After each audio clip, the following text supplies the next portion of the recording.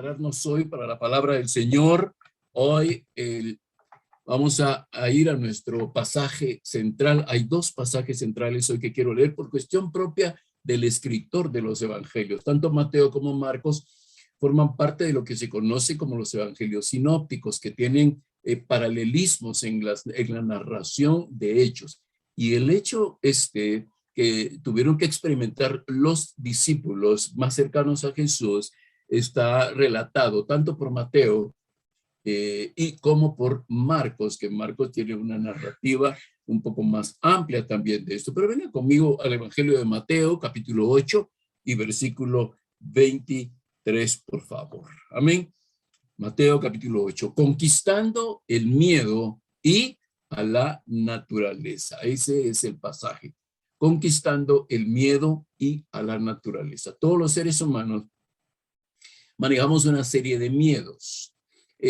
Algunos nos envalentonamos y decimos, yo no tengo miedo a nada, porque no se ha enfrentado a nada, como lo que estos discípulos tuvieron que enfrentarse. Imagínese usted, cuando lea la historia ya se va a dar cuenta. Y nuestro siguiente pasaje, por favor, tenga Mateo y ponga una marca en Marcos, Evangelio de Marcos, está ahí a la par. Al final de Mateo empieza Marcos, capítulo 4, y verso 35 al 41. Es el mismo pasaje, pero narrado con algunos detalles un poquito nuevos para algunos. Amén. Mateo, dice la palabra del Señor, verso 23, Él entró en la barca. ¿Quién él? Jesucristo, Jesús. Y sus discípulos lo siguieron. Y de repente se levantó una tempestad tan grande en el mar que las olas cubrían la barca. Pero él dormía. Y acercándose lo despertaron diciendo, Señor, sálvanos que perecemos. Y él les dijo, ¿por qué tienen miedo, hombres de poca fe? Se da cuenta que el miedo con la falta de fe está íntimamente relacionado.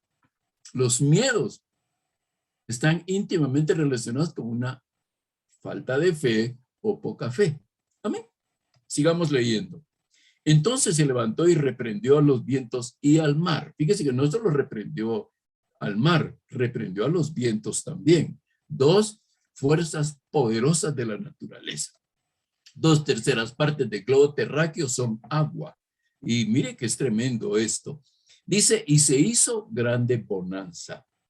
Los hombres se maravillaron y decían, ¿qué clase de hombre es este que hasta los vientos y el mar le obedece? Mire que es tremendo. Conquistando el miedo. Venga conmigo, por favor, a Marcos, capítulo 4 y versos 35. Vamos a leer en adelante. Aquel día, al anochecer, mire lo que Marcos agrega. Marcos agrega que era de noche. Fíjese que una cosa es que a usted le agarre un aguacero en el día en la calle, y otra cosa es que ese mismo aguacero con vientos tempestuosos, con granizo, le agarre en la noche. Seguro que cuando le agarre en la noche le va a dar más miedo que si le agarre en el día. ¿Sí? Amén. Miren pues Marcos lo que agrega. Dice, al anochecer. O sea, cuando vienen las penumbras sobre la tierra. Cuando viene la oscuridad sobre la tierra.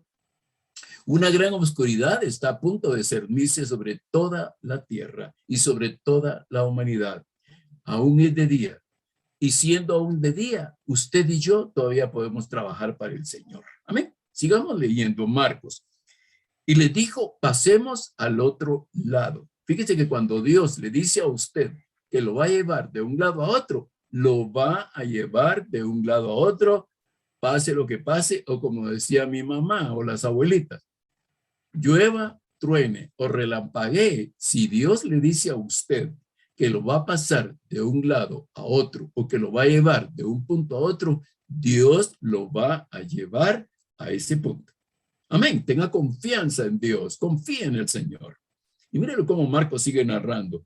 Y después de despedir a la multitud, lo recibieron tal como estaba en la barca. Y había otras barcas con él. Entonces se levantó una gran tempestad de viento que arrojaba las olas a la barca, de modo que la barca ya se anegaba, o ya se estaba llenando de agua. Y él estaba en la popa, durmiendo sobre el cabezal. pero lo despertaron diciendo, Maestro, ¿no te importa que perezcamos? Y despertándose reprendió el viento y al mar, y dijo, calla, enmudece. Y el viento cesó y se hizo grande bonanza. Y les dijo, ¿por qué están asustados? ¿Todavía no tienen fe? Ellos temieron con gran temor y se decían el uno al otro. Entonces, ¿quién es este que hasta el viento y el mar le obedecen? ¿Usted se ha preguntado alguna vez cuál fue el propósito de Jesús de hacer pasar por esta experiencia a sus íntimos seguidores? ¿Usted no se ha preguntado si eran sus 12 discípulos, si eran los íntimos de él, si era a los que él amaba tanto, si era a los hombres que estaba preparando para ese ministerio de la iglesia en todo el mundo? ¿Por qué los hizo pasar por esa experiencia? ¿Por qué y ahora hay otra pregunta que nos surge aquí. ¿Por qué se permitió tan semejante tormenta? Porque era una tormenta violenta. Oye, para que haya asustado a los pescadores curtidos en el mar, era una tormenta tremenda, terrible. Viento, imagínense, las olas estaban, ya el agua se estaba entrando a la barca. Ahora, ¿cómo es que se permitió semejante tormenta si el Hijo de Dios estaba allí en esa barca? La respuesta la encontramos básicamente, una respuesta sencilla en el versículo 27, cuando dice ahí que, ¿qué clase de hombre es este? Esa es la respuesta. ¿Qué era lo que se estaba tratando de demostrar? ¿Qué era lo que Jesús, Dios el Padre, también en los cielos, y el Espíritu Santo que sopla sobre todas las aguas y que habita sobre las aguas y que se mueve sobre las aguas, porque el Espíritu Santo no ha dejado de moverse en el control completo de todas las aguas? Fíjese bien, 3 cosas importantes y 3 resultados importantes produjo esa experiencia en la vida de cada uno de los discípulos. Número 1, demostrar quién era Jesús. Esa tormenta, esa experiencia en el mar, un mar embravecido, vientos, agua cayéndoles por todos lados, en la noche no miraban nada, porque obviamente si llevaban algunas lámparas, recuerden que las lámparas no eran de baterías Everready o Rayovac como Duracell, eran velas, eran mechas con fuego. Eso se apagaron con el agua. Así es que estaban en la más completa oscuridad. Ahora, ¿qué fue lo que Dios quería mostrarles y Jesús quería mostrarles? Demostrarles quién era Él. El poder que Él tenía, incluso sobre la naturaleza, porque dice que le habló al viento y le habló al mar. Una naturaleza potente. ¿Quién detiene los vientos? Cuando los vientos empiezan, ¿quién detiene los vientos? ¿Quién detiene el mar? Cuando el mar empieza a salirse de su cauce por algún terremoto, un tsunami, ¿quién detiene el mar? Nadie lo puede detener. Solo Dios puede detener. Ahora, número 2, fíjense que esa experiencia fortaleció la fe de sus discípulos al comprobar que Él era el Mesías y que Él cuidaba de ellos. Y número 3, les dejó una ilustración, o nos dejó a nosotros, a todas las generaciones, una ilustración de que Dios nos protege y que Dios tiene un poder sobre toda la naturaleza, sobre todo el universo, sobre todas las fuerzas gravitacionales en todos los planetas, en el cosmos, en el universo. Dios tiene poder para mantenerlo en control. En esta experiencia, Dios demostró a todos los creyentes su cuidado y su poder para librarnos de las tormentas de la vida. Aquí ya entramos al tema de qué es esa tormenta. Esa tormenta, aunque fue manifestada a través de los elementos naturales o de la naturaleza, para nosotros como la iglesia tiene una enseñanza importantísima y es el poder de Dios, el cuidado de Dios para librarnos de aquellas tormentas que nosotros podemos tener, hemos tenido, podemos estar teniendo y muy probablemente vamos a tener en el resto de nuestros días sobre la tierra. ¿Cuál es el factor fundamental en esta experiencia? Número uno, ser un auténtico creyente. Seguir a Cristo sin condiciones. Usted leyó ahí en el pasaje de Marcos y en Mateo que dice que él subió a la barca y sus discípulos le siguieron. Eso es clave. El discípulo de Cristo, el verdadero creyente, el verdadero cristiano, es un hombre y una mujer que sigue a Cristo sin condiciones. No va a haber nada que le cambie a él su seguir a Cristo. No hay nada que lo perturbe en cuanto a su fe. ¿Cuál fue la experiencia aterradora en ese momento? Oscuridad, viento fuerte, vientos huracanados, el agua violentamente dando contra la barca. Se levantó una gran tempestad. Cosas que no están dentro del control. Y el acercamiento desesperado de los discípulos. Señor, sálvanos que perecemos. Ese es el... Ahora, fíjese la pregunta desafiante de Jesús. ¿Por qué teméis? ¿O por qué tenéis miedo? Hombres de poca fe. ¿Por qué tenéis miedo? Leamos por un momento ese verso 23. Los auténticos creyentes se niegan a sí mismos. Jesús mismo lo dijo. El que quiera ser mi discípulo, niéguese a sí mismo. Tome su cruz y sígame. El auténtico creyente se convierte en un auténtico discípulo. Dice en ese verso, él entró en la barca y sus discípulos le siguieron. Tome nota de eso. Pudieron no haberle seguido. Uno de ellos pudo no haber seguido. Muchachos, estoy cansado, ya estoy agotado. Yo sí prefiero irme a la casa mejor. Pero dice que todos le siguieron. Y dice, y de repente se levantó una tempestad tan grande en el mar que las olas cubrían la barca, pero él dormía. Amén. En ese versículo 23 hablamos que sus discípulos le siguieron. Estos hombres habían hecho una auténtica entrega y ahora estaban comprometidos a seguirle, sin importar las circunstancias y el precio. Fíjese que aunque la tormenta y la tempestad esta se levanta de repente, creo que en una u otra forma los pescadores y la gente de campo o la gente de la costa conoce perfectamente cuando en el cielo ve algunas señales y sabe que va a llover. Ya Jesús tuvo una discusión con los fariseos y con los religiosos de ese tiempo respecto a conocer los tiempos. Yo creo que los discípulos en una u otra forma sabían que podía llover, que podía haber una tormenta. Lo que no se imaginaban seguramente fue la clase de tormenta que se levantó en medio del mar. Ahora, gente comprometida a seguir a Jesús. El auténtico creyente, el auténtico discípulo es una persona que se entrega auténticamente al Señor, sin ambajes, sin tapujos, sin dobleces, ¿me comprende? Y es una persona que está comprometida a seguir a Jesús, pase lo que pase. Suceda lo que suceda, está comprometida esa persona a seguir a Jesús. Allí lo leemos, ese pasaje que le mencionaba en el Evangelio de Lucas.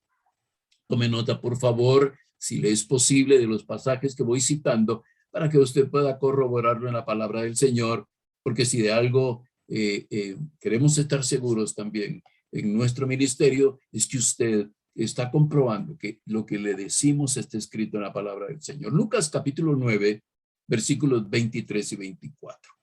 Evangelio de Lucas es el tercer evangelio, capítulo 9, versículos 23 y 24. Y decía a todos, si alguno quiere venir en pos de mí, niéguese a sí mismo, tome su cruz cada día y sígame. Porque todo el que quiera salvar su vida la perderá. Y todo aquel que pierda su vida por causa de mí, la salvará. Amén. ¿Se da cuenta? Es negarse, tomar la cruz cada día, no de vez en cuando, no solo cuando se siente muy bueno, no solo para ciertas festividades del año, sino que tomar su cruz cada día, negarse cada día a sí mismo, seguir a Jesús cada día. Amén. Y estar dispuesto a perder la vida por él.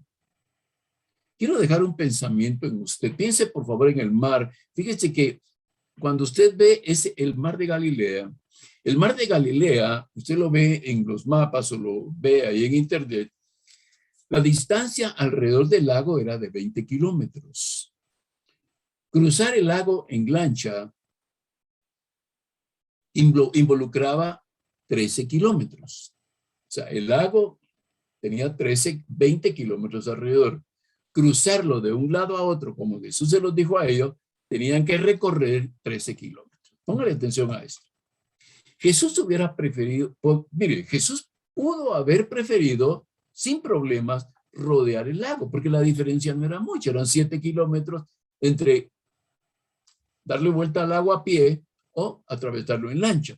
Entonces, que él pudo haber escogido en algún momento caminar esos 20 kilómetros. Pero escogió atravesarlo por dos razones, creo. Personalmente creo que tengo dos razones. Una, para poder descansar. Y número dos, para compartir esta experiencia muy, muy especial con sus discípulos. Porque note algo, hermano y hermana. No hay mención alguna de que le siguieran las multitudes, tal y como usted lo lee en el Evangelio de Mateo también, pero en el capítulo 8, verso 1. Dice que él descendió del monte y la gente, y mucha gente, las multitudes, dice en otro pasaje, le seguían. Dice, mucha gente le seguía. Cuando en la Biblia dice mucha, eran miles de gente la que le seguía. Sin embargo, en esta experiencia en el mar de Galilea, no fue mucha gente la que le seguía. Fueron sus discípulos los que se fueron con él. Ahora, aquí es donde yo quiero que usted ponga más atención de la que ya está poniendo. ¿Por qué la gente no lo siguió? Yo tengo algunos puntos que creo que magisterialmente es necesario enseñarlos. ¿Por qué la gente no le siguió? Número uno, yo creo que por la distancia adicional que había que caminar. Era para mucha gente, era un esfuerzo muy grande o era demasiado esfuerzo seguir a Jesús. Ponga atención porque esta es una enseñanza espiritual. Porque a muchas personas les cuesta seguir a Jesús cuando hay que hacer un esfuerzo, ya sea por la distancia, ya sea por el horario, ya sea por el día. Mire, a muchas personas les cuesta seguir a Jesús el domingo. ¿Por qué? Porque depende de sus prioridades. ¿Cuáles son sus prioridades? ¿Por qué a la gente le cuesta seguir a Jesús? ¿Por qué las multitudes no lo siguieron? Porque era mucha la distancia a recorrer. Tal vez estaban más acostumbrados a caminar con él 2 kilómetros, tal vez 5 kilómetros, pero ya 20 kilómetros, esto ya es otra cosa. Tal vez seguirlo un domingo, un jueves, tal vez seguirlo 20 semanas de las 52 semanas del año, está bien. Pero 52 semanas, seguir a Jesús, eso ya es otra cosa. Tal vez seguirlo un año, está bien. Pero seguirlo 5 años, seguirlo 10 años, seguirlo 20 años, seguirlo toda la vida, esto ya es otra cosa. ¿Por qué la gente no le seguía? Tal vez porque seguir a Jesús para mucha gente requiere demasiado esfuerzo. Y el punto central de donde parte esto, amados hermanos, es el orden de sus prioridades. Está antes otra cosa que Jesús. Ahora, hay un segundo punto por el cual creo que la gente no le sigue. Las potenciales tormentas del viaje. Ya habían nubes oscuras en el horizonte y se veía que iba a llover. Va a llover, yo no voy a la iglesia porque va a llover. Va a ser mucho calor, mejor no voy. Hay mucho frío. El viaje fíjese bien, el viaje involucraba peligros. Involucraba oposición que ellos no estaban dispuestos a sufrir. Y cuando el creyente no quiere perder nada, No quiere perder nada, no se quiere perder un partido de fútbol, no se quiere perder unas carreras de carros, no se quiere perder la visita de su familia a la casa. ¿Por qué no los invita y se conectan a la prédica? Pero no, llegó la familia a la casa. ¿Ah? Y si les decimos que no, y si les decimos que nosotros vamos a tener iglesia, posiblemente se van a pelear con nosotros, se van a enojar con nosotros y ya no van a venir a la casa. ¿Ve? Un miedo a las potenciales tormentas del viaje. El viaje con Cristo involucra peligros. Amado hermano, no se engañe y que no lo engañen. Que no le digan, que no le mientan, que no, ¿cómo es? Que no le digan, que no le cuenten, porque a lo mejor le mienten, dicen por ahí. El caminar con Cristo va a involucrar ciertos peligros, va a involucrar oposición de su familia, de sus amigos y de mucha gente tal vez. Y la diferencia está en estar dispuesto a perder o en no querer perder nada. Amén. Pero hay un tercer punto que usted y yo tenemos que tomar en cuenta. El precio del pasaje. O sea, atravesar en barco, en lancha, sí, en una embarcación, digamos una lancha, atravesar esos 13 kilómetros no era gratis, tenía un precio, había que pagar un precio. Si usted va ahí al lago, al hermosísimo, el lago más lindo del mundo, el lago de Atitlán, si usted va ahí y usted quiere ir a dar un paseo en lancha, le van a cobrar, no se lo van a dar gratis. A pesar que el lago es suyo porque usted es guatemalteco, o guatemalteca, o tiene ombligo guatemalteco, chapín. Amén. Y le gusta bailar el son. Entonces, fíjese bien, el precio del pasaje. Mucha gente no estaba dispuesto a pagar ni un centavo para seguir a Jesús. Tenía un costo que afectaba su presupuesto y no valía la pena el sacrificio. Así es el creyente. Así hay algunos cristianos que no quieren dar para la obra de Dios. No quieren dar de sus recursos para la obra de Dios. No quieren sembrar en el reino de Dios. Tienen argumentos, un montón de argumentos. Pero cuando sigue a Cristo, cuando usted sigue a Cristo, cuando usted está comprometido con Cristo, cuando usted está dispuesto a seguirle en contra de la oposición, en contra de los peligros, en contra de lo que la gente pueda decir, usted da conforme a su voluntad. Amén. Nadie lo está obligando a que haga nada. Es conforme a su voluntad. Cada uno de como propuso en su corazón, dice 1 Corintios capítulo 9, dice cada uno de como propuso en su corazón, no por tristeza, sino que con un corazón alegre, ¿sí? Hay personas que no están dispuestos a pagar un costo del pasaje, ¿sí? Y eso implica sembrar su semilla en el reino de Dios, sembrar su semilla en un buen terreno, en una tierra productiva.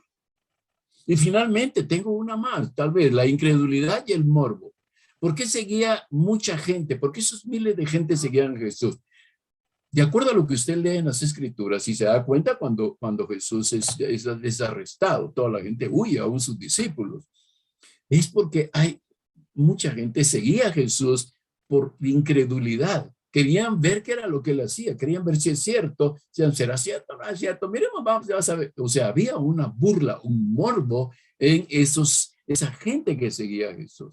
Se acercaban a Jesús solo para satisfacer su curiosidad y su morbosidad. Amén. Pero mire el verso 24, como dice. Y de repente se levantó una tempestad. Aquí es donde empiezan los problemas y las aflicciones. Porque al principio, en el verso 23, usted notó que dice, él entró en la barca y sus discípulos le seguían.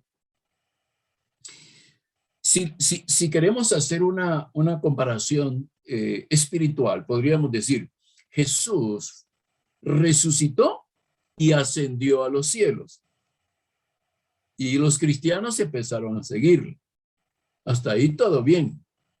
Pero en el 24 dice, y de repente se levantó una tempestad tan grande en el mar que las olas cubrían la barca, pero él dormía. Fíjese, mi hermano y hermana, la tormenta se levantó súbitamente. O sea, fue una cosa repentina también para ellos. Posiblemente estaban algunos adormeciéndose ya, posiblemente algunos estaban jugando, qué sé yo, y repentinamente, o sea, en una forma inesperada. Hay problemas en la vida del creyente que surgen de esa manera, de una manera repentina. Usted no está esperando, usted tiene un día muy feliz de la semana, usted tiene uno de esos días maravillosos, pasa bien, su trabajo le ha ido bien, en la familia todo va bien, y al siguiente día pareciera que terminó el día y empezó la noche. Viene un problema terrible a su vida, viene un problema grande, un conflicto que usted en ese momento no sabe ni cómo resolver. Es más, no sabe ni cómo le surgió ese problema. Le llega una notificación de un tribunal, le llega una notificación fiscal, le llega una notificación de una separación de cosas. Mire, de pronto, de un día para otro, en el momento que menos lo espera el creyente, surge una terrible tempestad y una terrible tormenta. Se levanta súbitamente.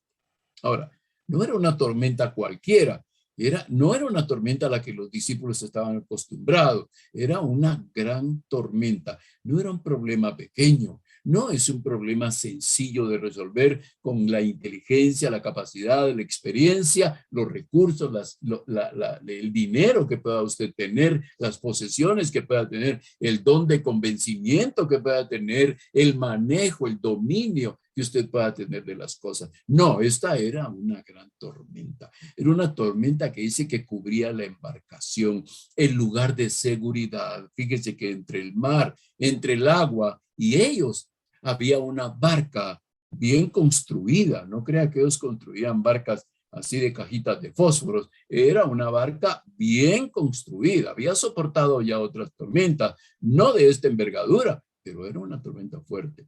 ¿Cuál es su lugar de seguridad? ¿Cuál es el lugar que en algún momento para usted es su seguridad? ¿Su trabajo? ¿La empresa? ¿La posición que tiene? ¿La construcción de su casa? ¿Las formas y diseños de su casa? ¿Su familia? Entre la tormenta y usted está eso. Y en algún momento puede ser azotado. Fíjese bien, a veces esos problemas que vienen a nuestra vida parece que nos van a ahogar. Y allí es cuando nosotros tomamos buenas o malas decisiones. Si vamos o no a Cristo. Usted se va a dar cuenta que en principio los discípulos no fueron a Cristo.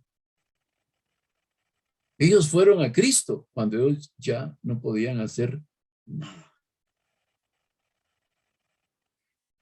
Me gusta mucho lo que Job en su libro escribe. Vayan a su Biblia y busquen el capítulo 5 del libro de Job. Job es el libro anterior a los Salmos. Como sé que leen Salmos diariamente, usted se está familiarizadísimo con los Salmos. Así es que el libro anterior a Salmos es el libro de Job. Allí busque el capítulo 5 y versículo 7, por favor. Usted va a ver cómo es que el hombre se vuelve vulnerable de un día para otro. El hombre se vuelve vulnerable de un día para otro. Usted lo ha visto y lo ha vivido seguramente a través de toda esta pandemia, todo este virus que ha venido a azotar a la humanidad. Usted ha visto que hombres sumamente fuertes se han convertido en hombres sumamente débiles en la enfermedad. La condición de una persona puede cambiar de un día para otro. No estoy diciendo, por favor, amado hermano y hermana, y mucho menos para aquellos que tienden a manejar las profecías, a decir que yo les estoy profetizando mal. No les estoy profetizando nada. Estoy nada más ilustrándoles acerca de lo que la vida es aquí en la tierra y cómo es que nosotros podemos estar bajo la protección de Cristo. Dice Job 5:7, pero como las chispas se levantan para volar por el aire, así el hombre nace para la aflicción. ¿Por qué? Porque el número uno, el hombre es un hombre caído hasta que somos restaurados. Pero nuestra naturaleza terrenal, tenemos que entender lo siguiente, mis amados hermanos. Mientras estemos en la tierra y estemos en este cuerpo, Miserable de mí, decía el apóstol Pablo, ¿quién me librará de este cuerpo de muerte? Mientras estemos en este cuerpo de carne y hueso, y con todos sus organismos, o sus órganos, perdone, el hombre nace para la aflicción. Vamos a ser afligidos de una o de otra forma, emocional, mental, física o espiritualmente. Por eso hablamos acerca de la batalla espiritual también y de nuestra lucha para conocer las estrategias del diablo. Usted recuerda esto. Quiero que venga, por favor, allí un poco adelante del libro de Job está Salmos, Proverbios y Eclesiastés. Sitúese en el libro de Eclesiastés, capítulo 2 y verso 23. Solo estoy confirmando cómo las tormentas de la vida ponen en peligro la vida del creyente. Eclesiastés, capítulo 2, verso 23. Está hablando el rey Salomón en su ancianidad acerca del hombre, de la naturaleza humana, porque todos sus días no son sino dolores y sus trabajos molestias. Aún de noche su corazón no reposa. Esto también es vanidad. Amén. A lo largo de la vida nos enfrentamos a muchas tormentas, algunas de ellas aterradoras. Algunas tormentas nos sobrevienen en forma repentina e inesperada. No hay ninguna señal de su aproximación. Usted no sabe si esta semana va a surgir un problema serio en su vida que usted no lo tenía esta semana que terminó. Algunas tormentas son grandes. Algunas cosas nos las podemos manejar nosotros. Algunos problemas los podemos resolver nosotros. Dios nos ha dado sabiduría e inteligencia para resolver esos problemas. Pero algunas tormentas son grandes, nos golpean y amenazan con hundirnos a nosotros o con hundir a nuestra familia. Y algunas de estas tormentas aún llegan a amenazar nuestra vida. Y aparentemente no hay salida. Pero lo que necesitamos, usted y yo, cuando vengan esas tormentas, es el refugio y la protección de Jesucristo. Es lo único que necesitamos. Veamos el verso 25, porque esto tiene que ver con la incapacidad del hombre para controlar sus situaciones. Dice el verso 25, y acercándose, lo despertaron diciendo, Señor, sálvanos que perecemos.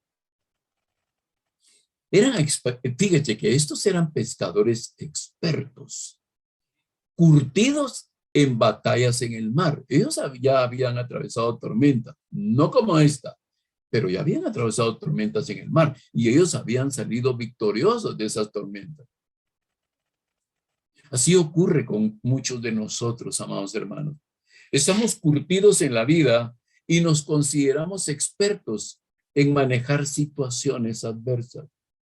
Y creemos que ninguna tormenta puede sobrevenirnos. Vea el cuadro por un momento. Estaban cara a cara con una tormenta aterradora que se salía de su control. A nosotros nos puede suceder lo mismo. Nos puede pasar a alguno de nosotros también. Las tormentas están fuera de control y seremos incapaces de salvarnos. Ahora hay un detalle. Jesús estaba ahí con ellos. Dice que ahí en la popa él estaba durmiendo. ¿Sí? Él estaba allí, pero estaba durmiendo. ¿Qué diferencia había entre que estuviera despierto y estuviera durmiendo? Si era el Hijo de Dios. ¿Cuál fue la diferencia? Que ellos carecieron de ayuda inmediata de Jesús. Porque Jesús estaba durmiendo en el extremo de la barca. Jesús está presente. Sin embargo, parecía estar distante y ajeno a la situación que ellos estaban viviendo. Amado hermano o hermana, ¿cuántas veces nuestra falta de confianza y nuestro pecado nos hace creer que el Señor no sabe o está fuera de nuestro alcance y que nuestra necesidad no lo conmueve? ¿Cuántas veces nos pasa a los cristianos que cuando estamos delante de alguna situación adversa, delante de alguna tormenta, delante de alguna situación incontrolable para nosotros, nuestra falta de confianza en Dios o algún pecado que nosotros tenemos en nuestra vida nos hacen creer que el Señor no sabe lo que nos está pasando, que Él está fuera de nuestro alcance por el pecado que tenemos y no lo confesamos, sabiendo que al confesar nuestro pecado, Él perdona nuestros pecados y nos limpia de toda maldad y por lo tanto entramos en comunión nuevamente con Él y entonces la ayuda de Dios viene a nuestra vida. Y a veces pensamos que nuestra necesidad no conmueve el corazón de Dios.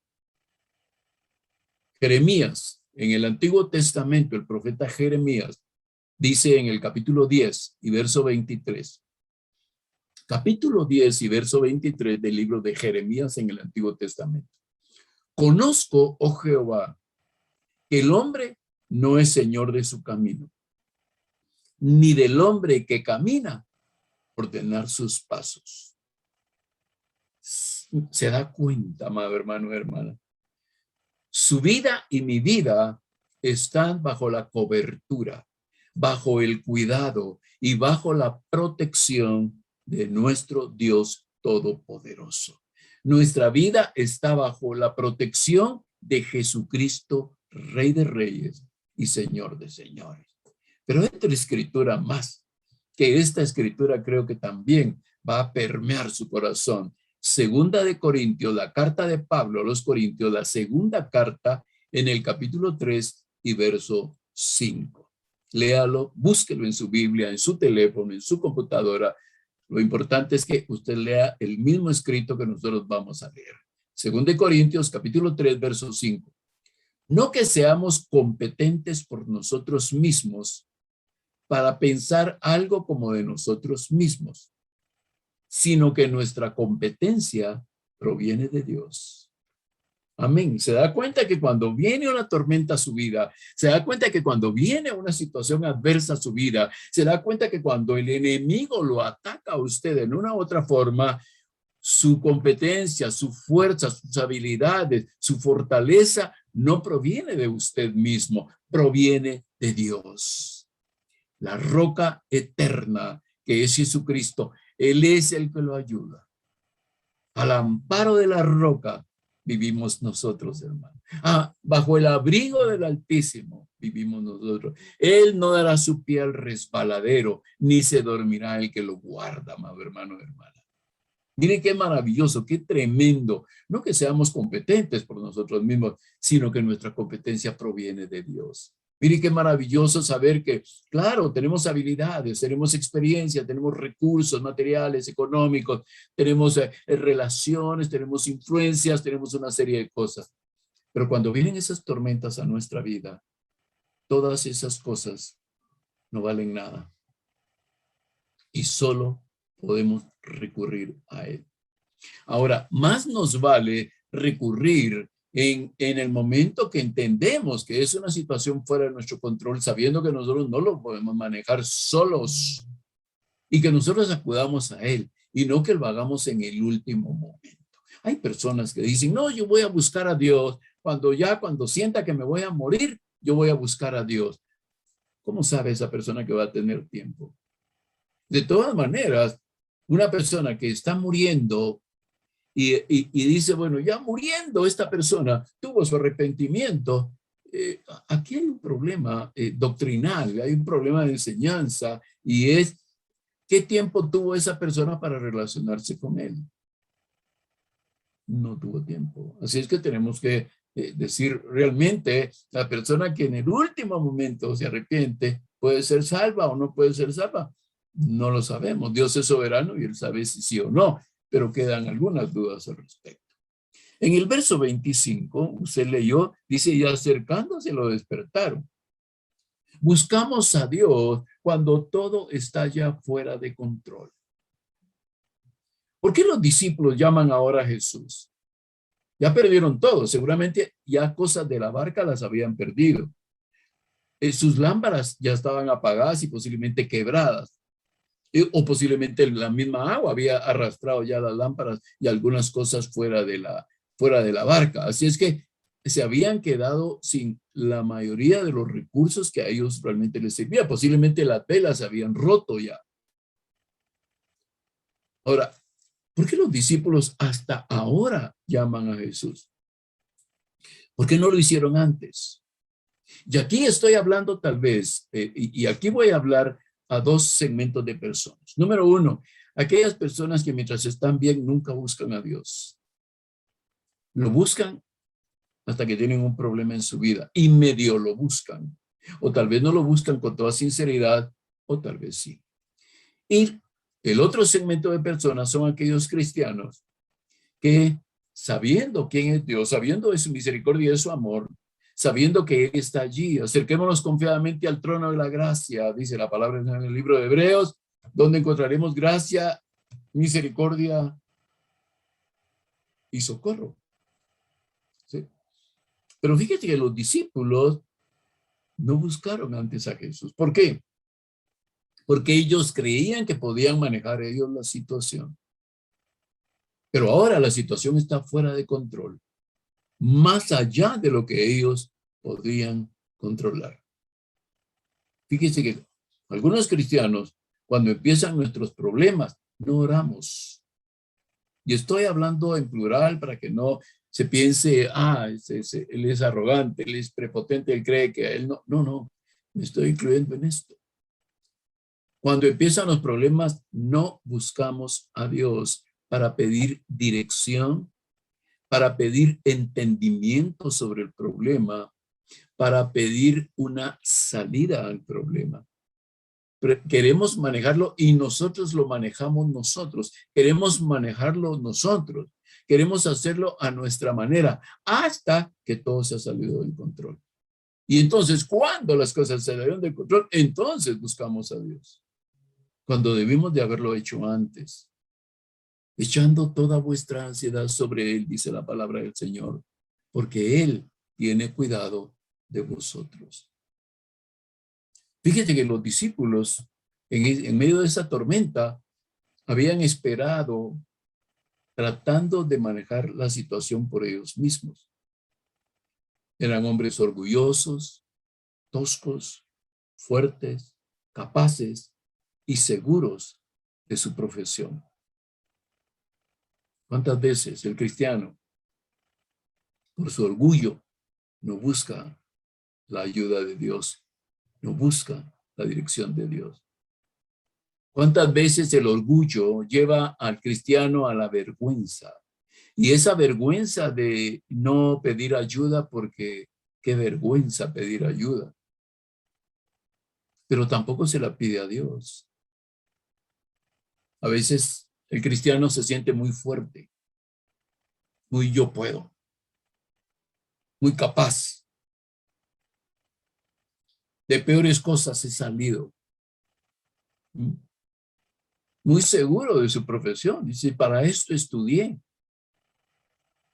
Pero no busca la ayuda de Dios, no busca la dirección. Y a veces pasan semanas y meses, y a veces años, y el problema continúa ahí, porque nunca buscó a Dios para pedirle sabiduría, para pedirle dirección y para pedirle una salida de esa situación.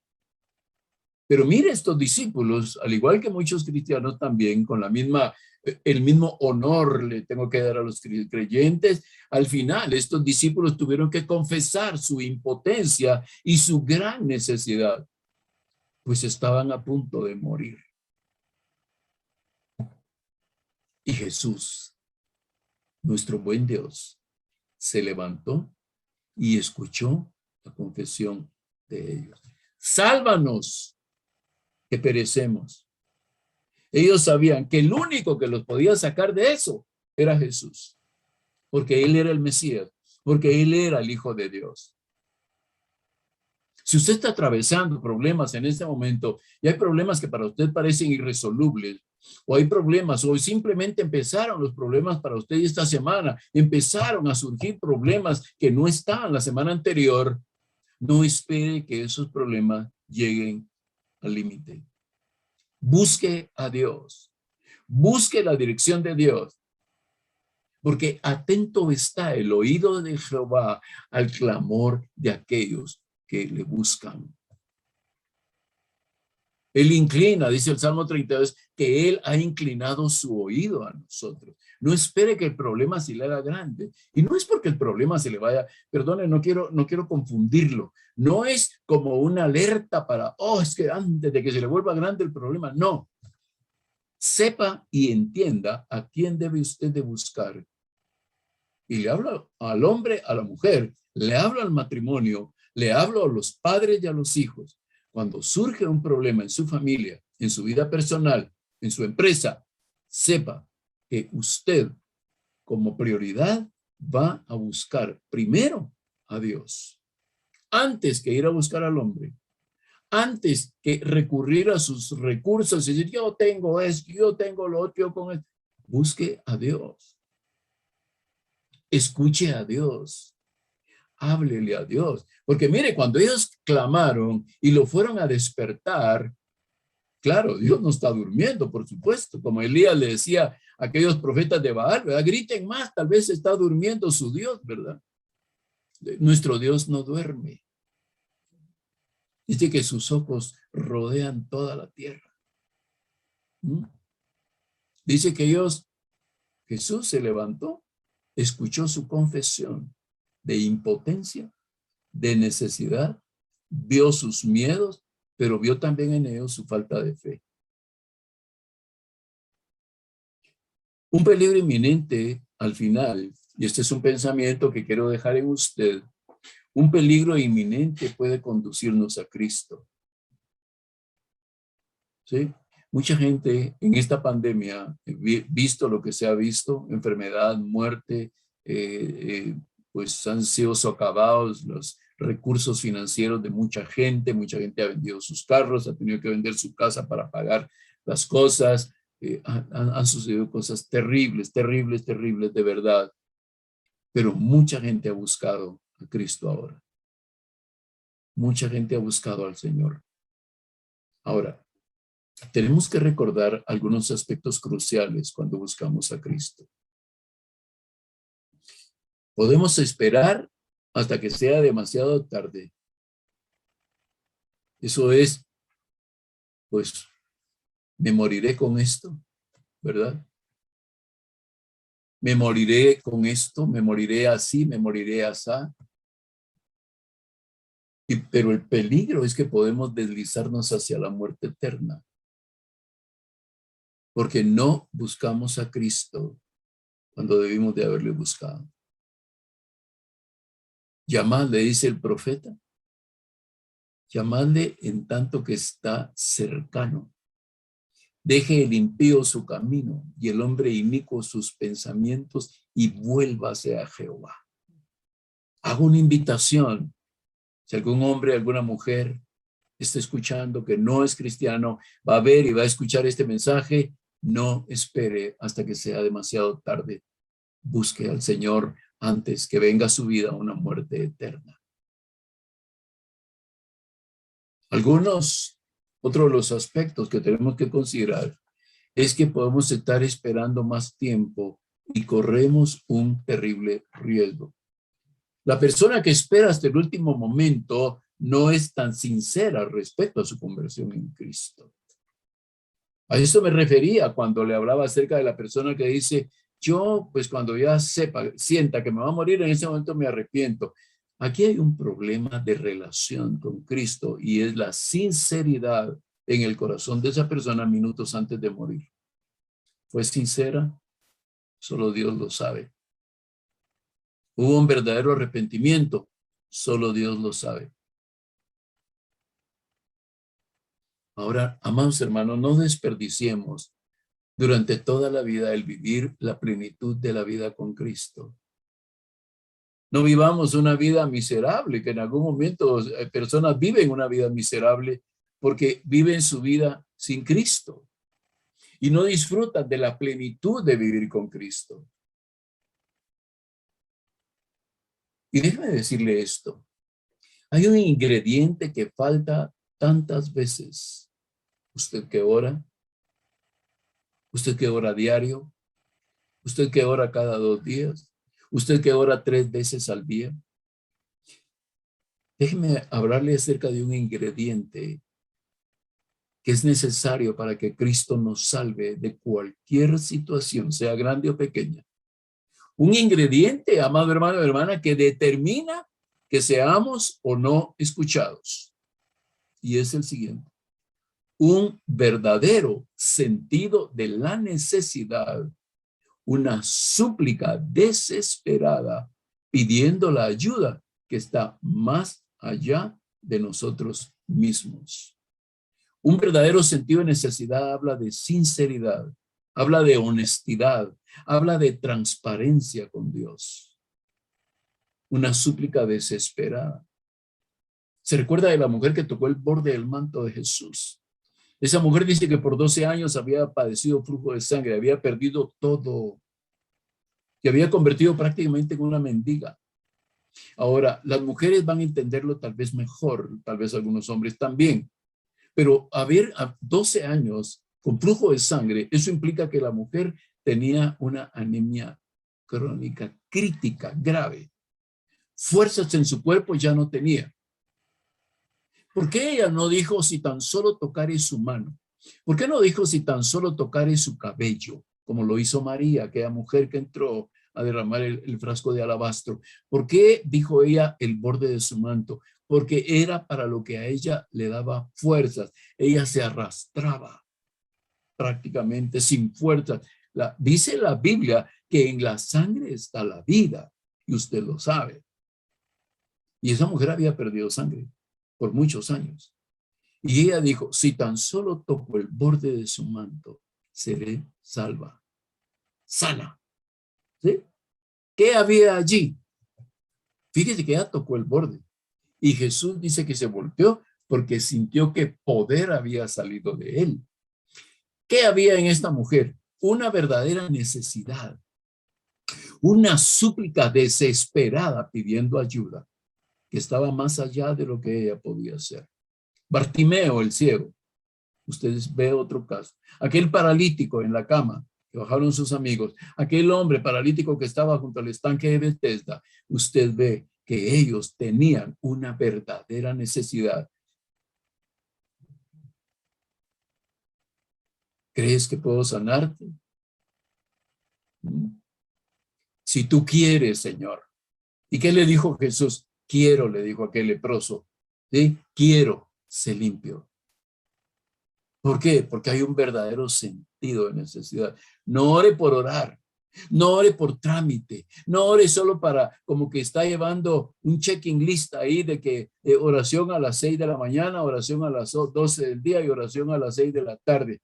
No haga eso porque Dios no lo va a escuchar con esas oraciones.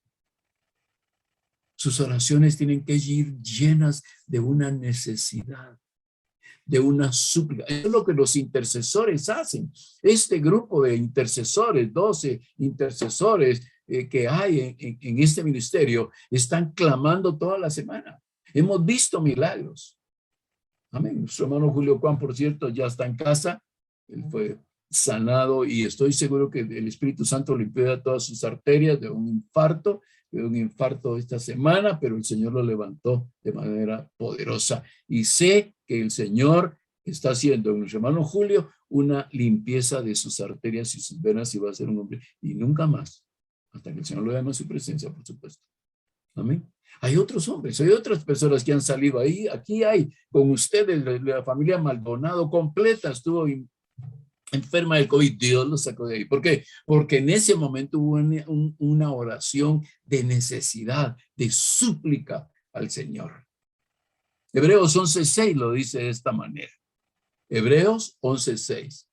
Fíjense que es importantísimo esto que vamos a leer. No solo lo que le estoy diciendo, sino esto que vamos a leer. Hebreos 11:6 dice, pero sin fe es imposible agradar a Dios. ¿Qué le está diciendo? Que si usted no ora con necesidad, porque si usted ora con una necesidad y una súplica, usted tiene fe. Número uno, que Dios lo está escuchando. Número dos, que Dios le va a responder. Y número tres, que le va a dar la respuesta a su necesidad. Porque es necesario que el que se acerca a Dios crea que le hay y que es galardonador de los que le buscan. Amén. La oración en secreto suya marca el carácter de creyente que usted tiene. Por eso dijo que lo iba a recompensar en público. Si usted se encierra en su habitación y ora en secreto, vuestro Padre, dijo Jesús, ¿sí?, se va a manifestar en público con esa petición. ¿Por qué? Porque en el secreto usted puede llorar, gemir, usted puede arrastrarse ahí en la presencia del Señor. Amén. Por eso es que les recomiendo que cuando ore, deje su celular afuera. Deje su reloj afuera. Ore cuando usted esté lo más cómodo posible también y usted sobre todo sienta esa necesidad. Los intercesores claman semanalmente y hemos visto a Dios, el Dios de milagros, hacer milagros en la vida de nuestros hermanos. Vidas que en algún momento hasta el mismo diablo estaba interesado en destruir, pero la mano del Señor se interpuso. Vamos concluyendo ya con ese verso 26. Y él les dijo, ¿por qué tienen miedo, hombres de poca fe? Y entonces él se levantó y reprendió a los vientos y al mar, y se hizo grande bonanza. El temor y el miedo en la vida del creyente, bajo ciertas circunstancias, es una evidencia de su falta de fe y de su confianza en Dios. Por favor, tome nota de lo que le estoy diciendo, porque esto lo va a hacer a usted libre. No porque yo se lo estoy diciendo, sino porque se lo estoy diciendo de parte de Dios. El temor, la ansiedad, los miedos y la incertidumbre bajo ciertas circunstancias en la vida del creyente evidencian su falta de fe y su falta de confianza en Dios. ¿Eso qué implica? Que la relación de ese hombre y esa mujer creyente no es la correcta con Dios. Si no, no tuviera miedo. Y usted preguntará, pero usted no tiene miedo, pastor. Pues sí, en algún momento me ha dado miedo, pero ¿qué hago cuando me da miedo? Voy a la presencia del Señor, doblo mis rodillas y voy a la presencia del Señor. Y Él me quita los miedos. Porque Él lo dice en su palabra. Él no nos ha dado un espíritu de temor, sino de poder, de amor y de dominio propio. Y dice la palabra, el perfecto amor de Dios echa fuera todo temor. El problema es que no tenemos una relación correcta con Dios. Y entonces nuestra vida va de lunes a domingo entre miedos y miedos y miedos. Fíjate que a Cristo no le molestó que lo despertaran de su tiempo de descanso. Algunos de ustedes tal vez les molesta que cuando están descansando los van a despertar. Y tal vez algunos de ustedes se enoja porque lo despiertan, ¿verdad? Pero fíjese que a él no le molestó que lo despertaran de su tiempo de descanso. ¿Sabe qué le molestó? Le molestó la falta de fe y de confianza de sus discípulos. A Dios no le molesta que usted cometa errores en cosas. A Dios no le molesta que usted ore 8 veces al día. A Dios no le molesta que usted hable con Él 20 o 40 veces al día. A Dios lo que le molesta es que usted ore sin fe. A Dios lo que le molesta, a su Padre Celestial lo que le molesta es que usted cuando ore no tenga confianza en Él. Porque entonces, ¿para qué le pide si usted no confía en Él? Fíjese que el creyente no tiene excusa para el miedo. Fíjese que se espera que el creyente sea la persona que más cree y confía en la providencia de Dios, sabiendo que Él se ocupa de nuestras vidas. Usted debe dar testimonio delante de la gente. Tampoco le estoy diciendo que finja, que se ponga una máscara y que diga, yo soy valiente en el Señor. Miles de cristianos van repitiendo cosas que no viven. No, la confianza suya, la fe suya en el Señor debe de ser un testimonio de vida para miles de personas que andan llenos de miedo, llenos de incertidumbre, llenos de temor. Mire, la persona que vive en miedos es una persona que no conoce a Dios. Aunque se diga creyente, aunque vaya a la iglesia. Pero si vive con miedos, no conoce al verdadero Dios. Cristo amonesta constantemente en su palabra el temor y la incredulidad. ¿Por qué? Porque, amado hermano o hermana, el temor y la incredulidad en el creyente deshonran a Dios. ¿Sí? Usted va a tener un ejemplo cuando usted se enferma, por ejemplo, y usted tiene personas a las que usted les ha testificado que Dios sana. O está pasando situación económica difícil y usted le ha dicho a la gente que Dios es su proveedor. Ahora, si usted se mantiene firme y usted sabe que usted está siendo moldeado por el Señor a través de esa enfermedad o está siendo moldeado por el Señor a través de esa crisis económica, usted va a dar un buen testimonio. Pero si usted en medio de la enfermedad se está quejando, está murmurando, usted está renegando, usted está deshonrando a Dios. Amado hermano, la fe debe ser el fundamento de la vida del creyente, no una viga de sostén o un lazo. ¿Te imaginas más de algún discípulo agarrado del mástil del barco, de la lancha? Pensando que si se sostenía en el mástil no le iba a pasar nada. Otro agarrado de una tabla, cuando el Salvador del mundo estaba allí con ellos. Su fe, amado hermano y hermana, debe ser el fundamento de su vida. La fe debe ser el fundamento constante de nuestra vida y no un pensamiento esporádico motivado por una necesidad. Es importante tomar nota, amados hermanos, que las tormentas de la vida pueden conducir al desaliento y al temor. ¿Es cierto? Claro. Hermano, ¿usted no quiere que sintamos nada? No, no estoy diciendo esto. Claro, vienen las tormentas y pueden desalentarnos, pueden desanimarnos cuando vienen, nos golpean y pueden desanimarnos. Claro, tenemos un alma y sentimos, experimentamos cosas. Pero ¿cuál es el temor que a veces mantiene a la gente metida allí, en esa incertidumbre, en esa falta de fe? El temor de haber ido demasiado lejos para volver.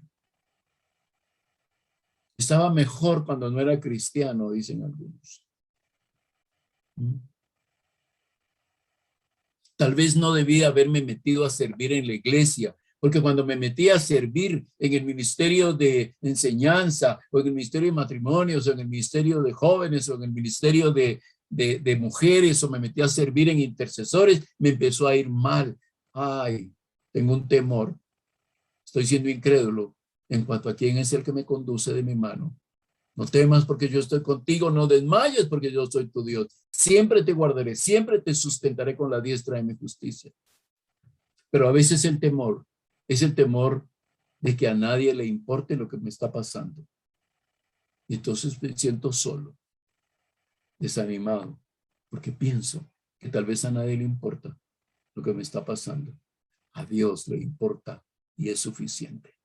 Y Dios lo va a levantar de ahí. Dios lo va a sanar. Dios lo va a ayudar a salir de esos problemas económicos. Dios le va a resolver esos problemas familiares. Dios le va a dar la salida porque Él ha prometido que con la prueba Él nos dará juntamente la salida.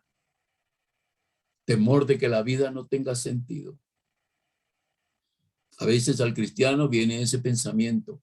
A veces en el mundo, las personas que no son cristianos todavía y no le han entregado su corazón a Jesús, viven con ese problema de que su vida no tiene sentido. Por eso se crean toda esa serie de movimientos sociales tratando de encontrar un sentido de su vida. Pero Dios, que es rico en misericordia, nos dice allá en 1 Corintios, capítulo 10 y verso 13, apunte por favor esa cita. 1 Corintios, capítulo 10 y verso 13, porque es un pasaje de la Biblia que lo va a animar mucho, que lo va a alentar, que lo va a fortalecer, que le va a quitar escamas de sus ojos. Dice la palabra, no os ha sobrevenido ninguna tentación que no sea humana, pero fiel es Dios. Cada vez que le venga una prueba, pero fiel es Dios, que no os dejará ser tentados más allá de lo que podéis resistir, sino que dará también juntamente con la tentación la salida para que podáis soportar. Amén. Agárrese de Dios. Tiéndale la mano a Jesucristo. Abrácese a los pies de Jesús. Toque el borde del manto del Señor. Porque Él le va a dar la fuerza, la fortaleza para salir y usted saldrá victorioso de eso. El oro tiene que ser probado en el fuego. La plata tiene que ser probada en el fuego. Las piedras preciosas se someten a unas presiones increíbles y prevalecen y adquieren mayor hermosura. Pero el heno, la madera y la hojarasca se queman con el fuego. Hay una promesa en Apocalipsis 2:10, cuando el Señor está hablándole a las iglesias. En Apocalipsis 2:10 hay una promesa, dice, no temas en nada lo que vas a padecer. Amén. Miren, de verdad, hermanos, yo no estoy profetizando que les va a ir mal. Yo no quiero que a ninguno de ustedes les vaya mal ni tengan ningún tipo de problema. De verdad, con todo mi corazón, anhelo, oro, clamo. Dios sabe que todos los días estoy clamando por esta congregación y por todos nuestros hermanos que se conectan con nosotros. Oro aún por aquellos que aún no se han convertido. Clamo por aquellos hijos pródigos que se han ido de la iglesia y ya no han buscado más al Señor. Pero mire, hermano, no temas en nada lo que vas a padecer. Sé fiel hasta la muerte y yo te daré la corona de la vida. No tema. Si va a padecer algo, agárrese del Señor. Y dice ese pasaje también que se hizo grande bonanza. Esta situación indica algo crucial en el caminar del cristiano. Todos los problemas del mundo son conocidos por Cristo y solucionados providencialmente por Él. El problema es que a veces nosotros hacemos una lectura equivocada de la presencia de Cristo. Pensamos que no está, o pensamos que no está cerca, o que está a nuestro servicio y que debemos de darle órdenes. ¿Cuántas prédicas se hacen desde ciertos lugares que no sé si son púlpitos o son parques o son escenarios de cine donde se le enseña a los jóvenes a que le den órdenes a Dios? A veces hacemos una lectura equivocada de Cristo.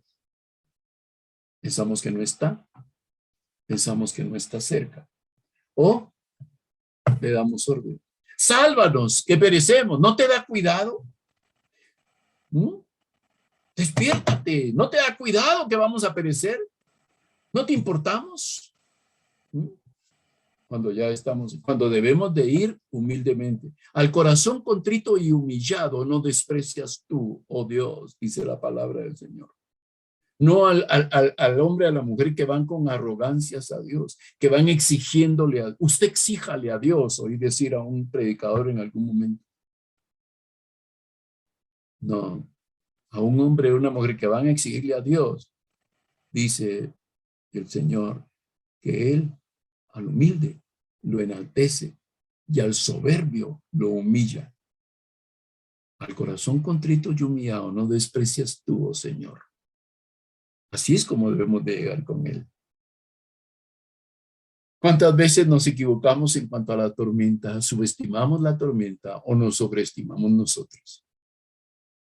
El problema es que no estamos caminando suficientemente cerca de Él para ser conscientes de su presencia y de su protección. En Mateo 19:26 Jesús nos da otro ejemplo de su cuidado. Y mirándolos Jesús les dijo, para los hombres esto es imposible, mas para Dios todo es posible. Usted debería de imprimir este pasaje y ponerlo ahí en la puerta, en la pared de su habitación, de su cocina, en la puerta de entrada y salida de su casa. Cada vez que salga, cada vez que entre a leer. Para los hombres esto es imposible, mas para Dios todo es posible. En conclusión, un propósito maravilloso de Dios. Los discípulos nunca habían visto algo semejante. Calla y enmudece, y el viento y el mar entraron en quietud. Dios actuará en la vida del creyente, sorprendiéndolo con milagros poderosos. Aún el mar y el viento le obedecen. Ahora, estos discípulos sabían mejor lo que significaba llamarle a Jesús Señor. ¿Sabe usted por qué le dice a usted a él Señor? ¿Por costumbre? ¿Porque así le enseñaron? ¿Porque solo repite lo que los demás dicen? ¿O porque usted está consciente que Él es todopoderoso, es omnisciente, es omnipresente y todo lo sabe? Él era el Señor que poseía el poder sobre toda la naturaleza. Jesucristo hoy, amado hermano y hermana, amigo y amiga, Jesucristo hoy sigue siendo el Señor de todo. Ahora también estos hombres sabían, y usted y yo ahora sabemos mejor lo que significa confiar en Dios y confiar en su palabra. Ahora podemos depender de su poder y seguros de Él, que Él puede hacer todo lo que sea necesario para ayudarlo a usted y ayudarme a mí. ¿Sabe usted quién es Jesucristo? ¿Está seguro que usted confía plenamente en Él, en lo que Él ha dicho en las Escrituras, y que Él es poderoso para controlar toda situación? ¿Está usted seguro? ¿Por qué no oramos en este momento con toda nuestra necesidad y creemos que para Dios no hay nada imposible? Y seguramente, amado hermano y hermana, amigo y amiga, veremos milagros poderosos de Dios. Solo le pido, como Jesús mismo le dijo a aquella mujer, crea solamente.